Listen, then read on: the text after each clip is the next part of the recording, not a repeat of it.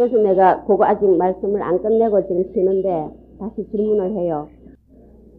옛날에 제가 조금 더 젊었을 때에 연세 많으신 노스님들 법문을 이래 듣다 보면은 중간에 하시다가는 이제 설명을 옆길로 조금 나가면 못 돌아오시는 경우가 있습니다. 결국은 안 돌아오시고 그냥 끝나더라고. 우리 도중사가 있고 가리사가 있는데 가리사 이거 도중에 가다가 본분사로 안 돌아오는 분도 있듯이 그때는 좀 이상하더라고요. 그래서 말을 하시다가 마무리도 안 하고 저래 마치시냐 물어보면 참 잊었군네 참 이러고는 이제 끝나고 마저 해주시는데 저도 가끔 그런 수는 있는데 오늘은 그래서가 아니고 쉬는 시간이 돼가지고 제가 연결 안 하고 쉬었는데요. 당장 우리 질문이 나왔어요. 그래서 제가 설명을 이어서 드리려 한 거지만 질문이 나왔기 때문에 앞서서 질문을 하셔가지고 질문 내용을 듣고 이어서 한 번 더 환기시켜서 하도록 하죠.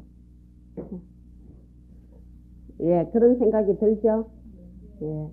근데 이제 제가 아까 시간에 뭘 전제로 했냐 하면 그래서 경전의 편찬과 그 경전을 소위로 해서 확립한 사상 체계의 시기는 다르다라는 말씀 드렸죠.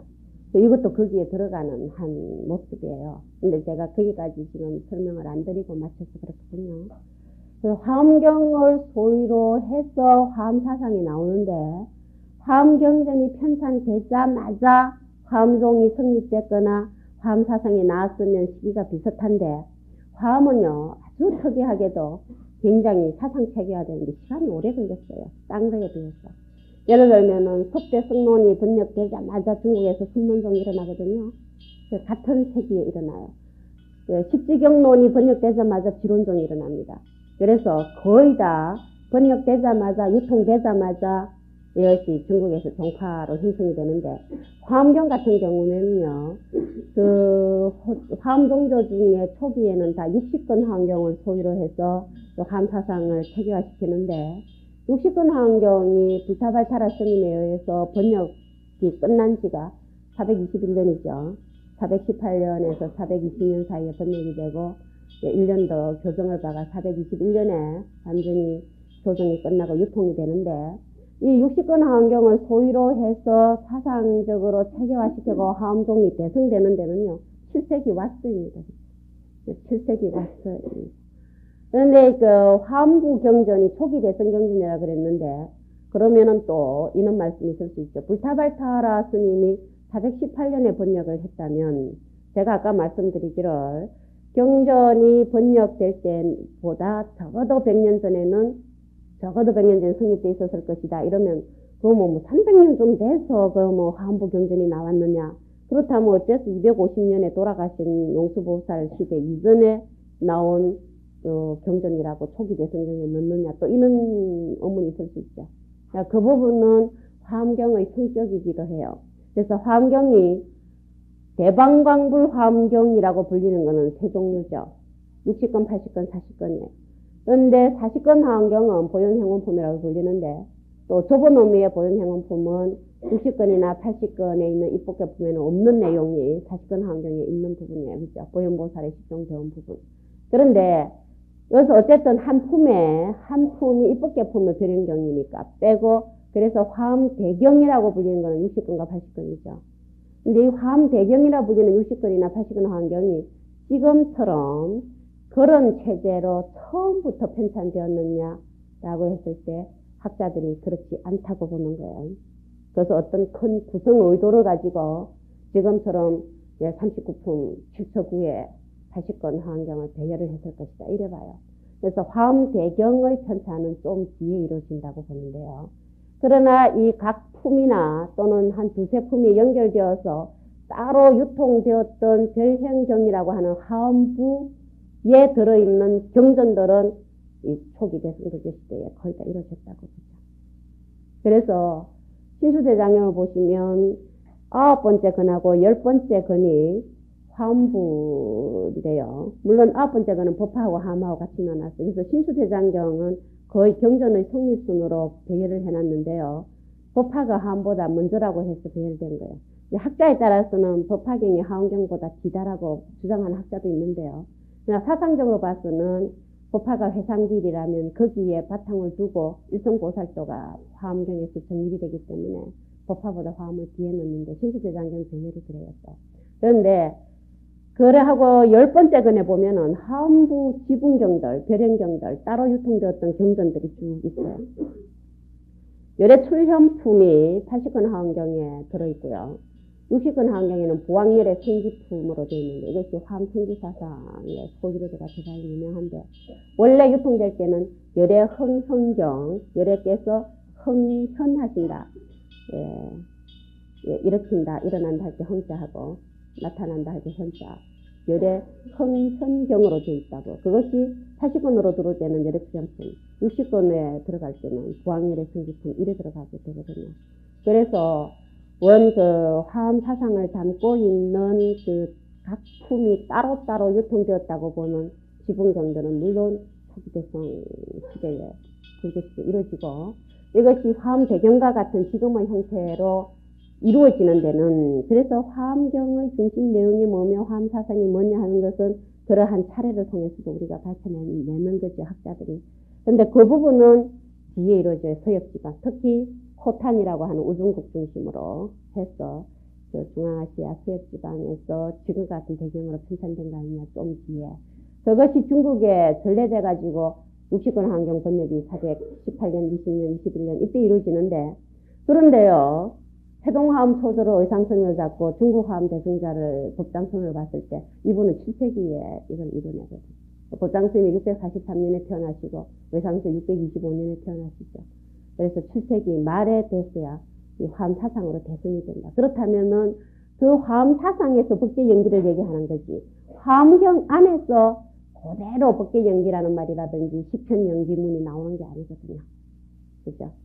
그래서 화엄경에서 담고 있는 여러 교설 말씀을 중국 화엄종에서 법장스님이나 법장스님의 스승이신 지엄스님이 가장 중요하다고 화엄경은 이런 말씀을 해놓은 거다라는 것을 이론적으로 체계화시킬 때 법계 연기식으로 구축을 시키는데 이것을 전달하기 위해서 그 시대까지 7세기까지 중국에 유통되었던 거의 모든 사상들을 끌어와서 설명을 하는 데에 방법론으로 또는 자료로 사용을 했다는 거예요.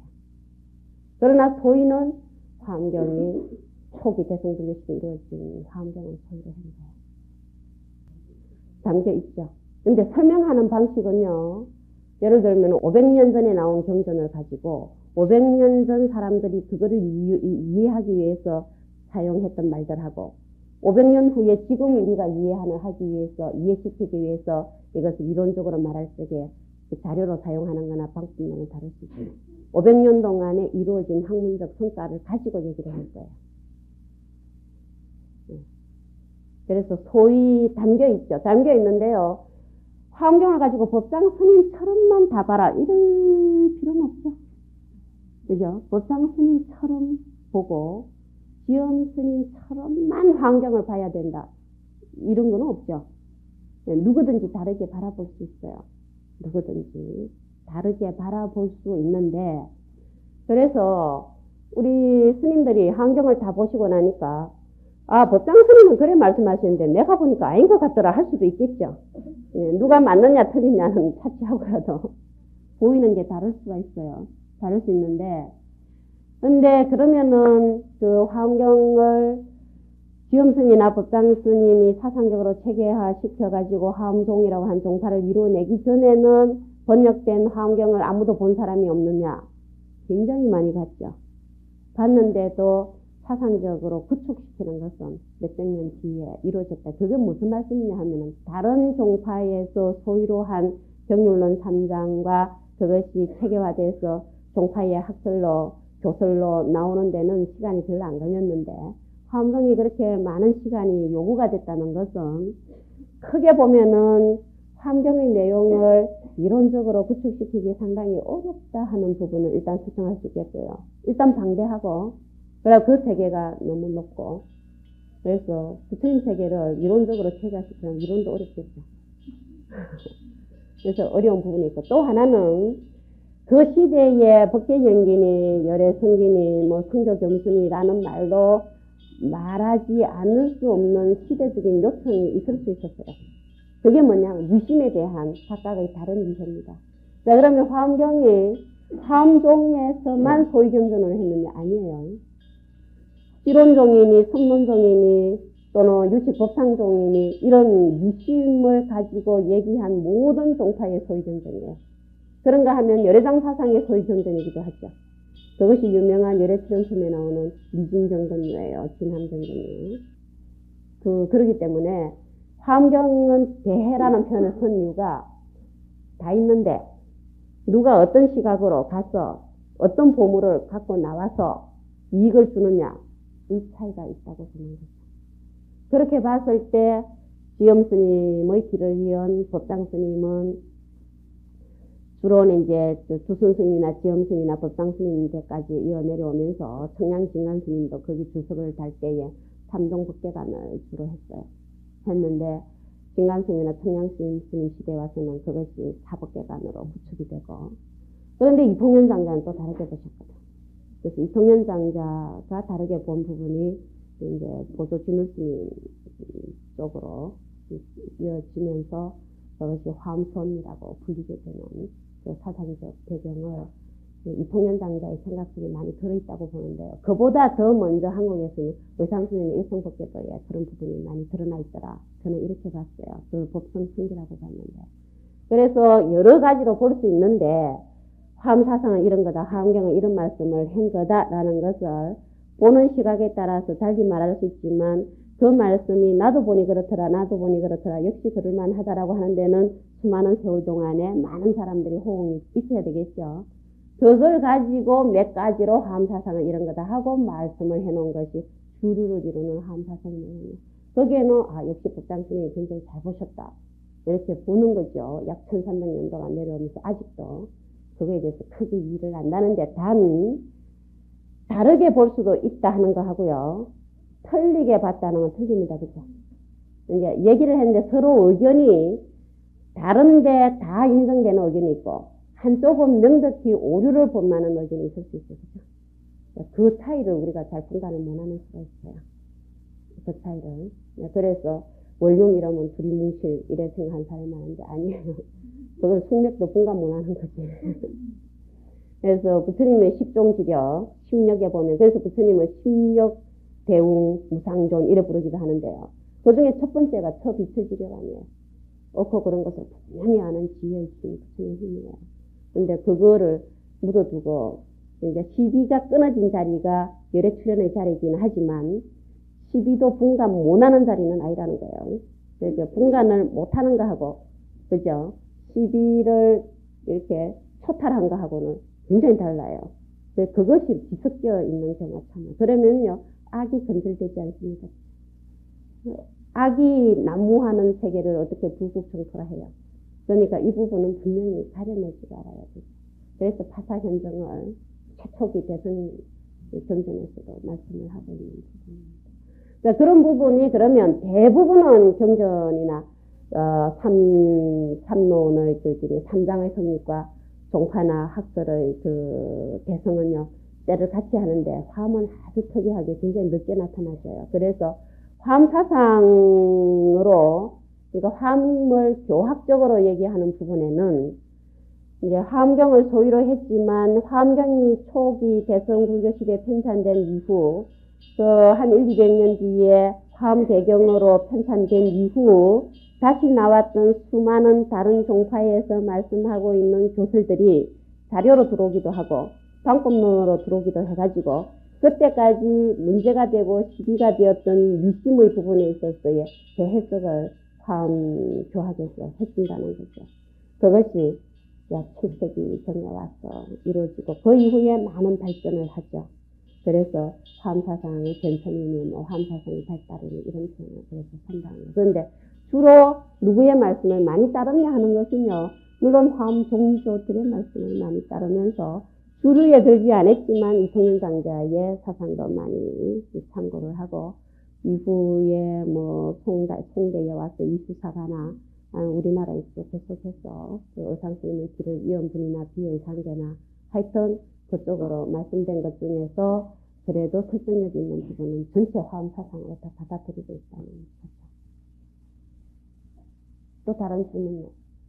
이거와 관련해서 대방광 불의 세계를 화엄 보살행하로 장엄한다 이런 이름을 가진 거라고 저는 대방광불 화엄경 제목 해석을 하는데요. 물론 이제 이 제목 해석이 그 현담에서는 각각의 글자에 10가지 중에 70가지가 나오고 있죠. 나오고 있고 경어스님 또 대방광불 화엄경 제목 해석은 또 굉장히 다르죠. 굉장히 달라요. 난 처음엔 깜짝 놀랐어요. 그런데 원효스님의 해석은 또 다르고요. 다른데 어쨌든 그 일성보살의 경계를 일성보살의 모든 보살도를 그 다 총섭해서 대표로 되는 분이 보현보살행인데 그래서 화엄의 모든 원을 보현행원으로 말씀을 하죠. 근데 이 보현행이요 어떤 경계로 보냐면은 부처님의 행과 거의 같이 보죠. 대행이에요. 그래서 법성계에도 십불보현 대인경 이런 표현을 써요. 그래서 그 가분의 세계를 다시 불가설과 가설로 나눠놨을 때 십불의 세계고 보현보살 세계다 이래 말한 거거든요. 그러니까 부처님의 세계를 중생 앞에 펼쳐 보일 때에 보현의 대행으로 말씀을 했다 이거죠. 물론 보살행이지만 부처님의 세계를 중생에게 펼쳐 보이실 때에 이게 꽃으로 장엄한다고 하는 장엄의 모습을 대표하는 것이 보현대행인데요. 그냥 행이 아니라 대행으로 얘기했을 때는 불국세계의 장엄행으로 보기 때문이라고 그것을 보는데 근데 그것을 이론으로 나타낸다 했대. 사상으로 그것을 한번 드러내 본다 할 때에 쉽지 않지 않겠어요? 부처님의 세계, 깨달음의 세계는 우리가 내 들어서 이미 그 알고 있는 거는 불가설이고, 그죠? 언어도단이고, 심행천멸이고, 정지소지 비여경이고, 그죠? 개구적착이고, 여인엄수의 맹난자지고, 이렇게 편해요. 말 안 해도 되지. 어차피 모르고 안 하나. 몰라서 못 하나, 뭐, 알아도 말로 표현 안 되나. 자꾸 말해봐라, 계산 오야겠어요. 불가설이니라. 이러면 뭐. 그런데 교는 말로 해내는 거예요. 그죠? 그러다 보니까 불가설의 세계지만 가설, 말할 수 있는 걸로는 뭐 어떻게 말할 수 있느냐 이거 아니에요. 그럴 때에 보현대행이나 보살도로 얘기를 했고 그것을 법성계에서는 불가설은 정지소지 비여경 세계는 정분 법성세계인데 진성이라는 가설의 그 세계를 참성품을 가지고 불가설인 법성으로 들어가게 시설을 해놨죠. 그 단계까지는 가야 된다는 거죠. 자, 그러니까 대방광불의 세계나 대방광불 화엄의 세계를 이론적으로 말해놓은 게 화엄 사상이니 화엄 교학이니 그래요. 그러니 얼마나 어렵겠어요. 그래서 일단 화엄경 자체에 그 방대하고 깊고 높은 세계를 글로 표현을 하다니 어렵기도 하겠지만 또 뭐가 있냐 하면은 상당히 늦게 이론으로 체계화된다 그랬어요. 좀 늦게 이론으로 체계화된다 소리는 뭐냐. 그 전에 말했던 걸 다 알아야 되겠죠. 그 전에 나왔던 걸 알아요. 그래서 지엄스님이요. 어려서 출가를 하게 됐는데 두순스님한테 발견이 돼가지고 그 8살인가 뭐 그때 따라가게 됐죠. 그래서 달법사라고 두순스님 제자에게 맡겨졌어요. 그래서 가시면서 그 당시 중국에 들어왔던 모든 그 사상, 계의 그 사상 체계를 거의 다 흡수하는 분으로 나와요. 그래서 범어도 잘하는 분으로 나오고.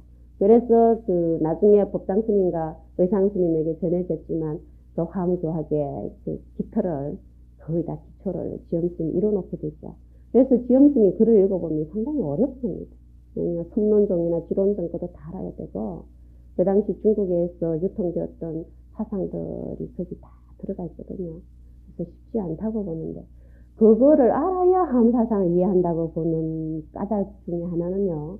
어제 말씀드린 연기설의 변천에 있어서도 법계 연기 이후에 밀교 말고 형조라고 흔히 얘기되는 우리가 드러낼 수 있는 세계에서 말하는 연기설의 마지막 단계예요. 아직 법계연기 다음에 법계연기에서 말하고 있는 부분에서 더 보충해야 된다고 해서 새로 나온 연기설이 없어요. 그러면 법계연기 바로 전에 열애장 연기를 바탕으로 해서 법계연기가 이루어졌다고 얘기를 한다면 열애장 연기설까지의 모든 것을 다 알아야 되겠죠. 그래서 많은 부분을 알아야지 가능한 부분이기도 하기 때문에 어렵다고 하는데요. 그런데 이러한 법계연기를 구축한 화엄조사들이 그때까지 있었던 화엄경의 성립 시기가 아니라 화엄교학의 대성 시기예요. 그때까지 있었던 물론 화엄경 자체도요. 그 화엄경이 초기 대성불교 경전이지만 초기 대성불교 경전 속에서는 상당히 또 뒤에 그냥 법화나 반야나 법화 쪽을 다 담고 있는 경전이기 때문에 조금 뒤로 본다면 그때까지 있었던 근본불교 시대부터 소승인이 대승인이 하는 걸 전부 일성으로 다 받아들이고 있어서 어렵지만 근데 그 외에도 몇백 년의 세월 뒤에 일어났던 걸 다 담고 있는데 이제 그래서 교상판석에 보면 중국이나 한국에서는요 인도에서 이루어져서 그 전래된 대소성 경전이나 산장이 한꺼번에 들어온다 그랬잖아요. 섞였어. 그래서 어떤 분은 주로 소성경전 번역하시고 어떤 분은 주로 대성경전 번역하시기도 했지만 섞여서 들어왔을 때에 숫자적으로도 대성경전이 많았지만 중국이나 한국이나 일본이나 북방불교권은 주로 대성 쪽을 좋아했던 것 같아요. 그 나라에서 민족성이.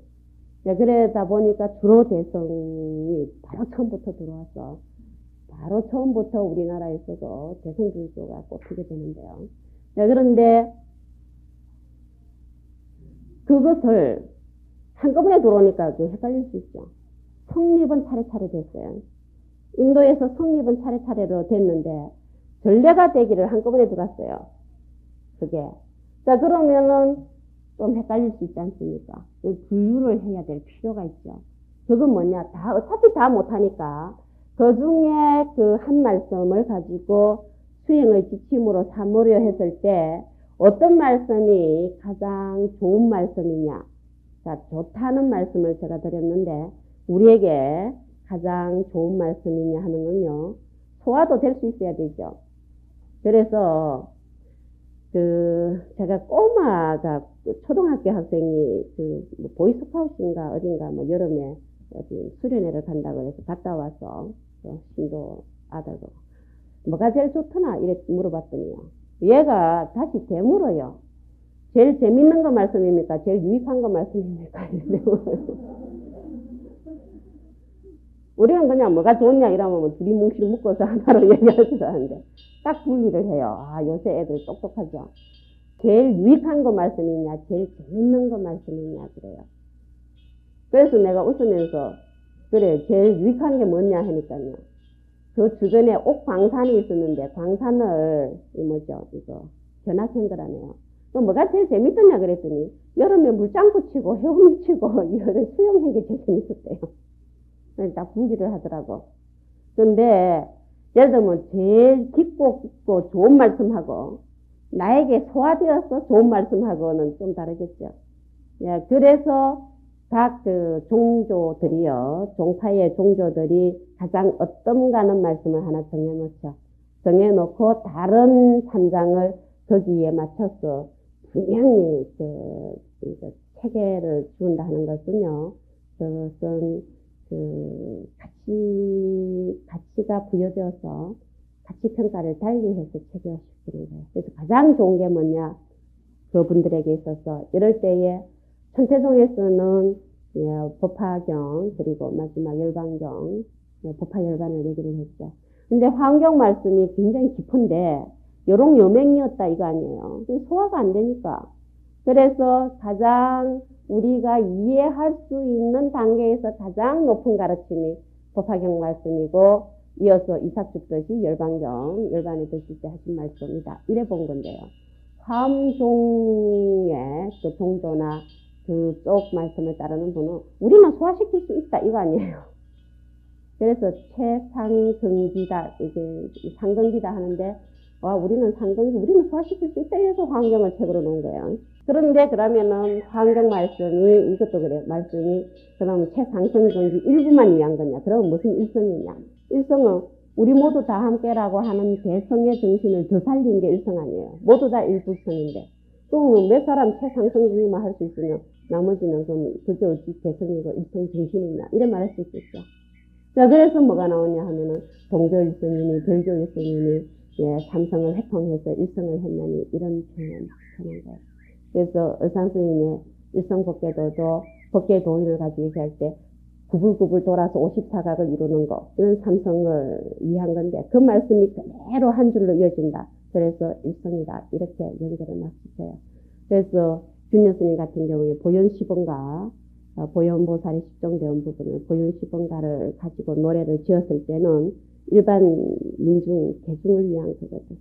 화음의 그 깊은 말씀이 일반 대중에게도 얼마든지 가능하다고. 그래서 모든 경기, 모든 중생의 경기를 최상승 경기로 끌어올리는 게 화음의 교설이기는 해요. 그러다 보니까 다양한 방송문이 시설된다고 보는데